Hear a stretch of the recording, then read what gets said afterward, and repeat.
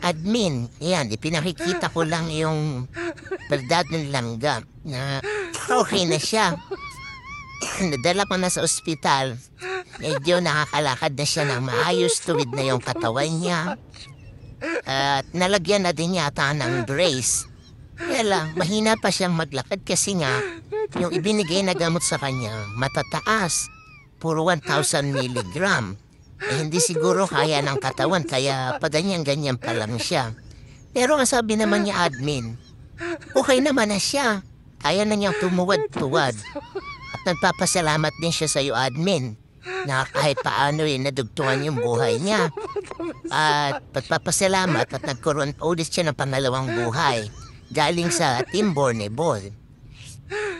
Kaya ako'y nagpapasalamat din po sa inyong lahat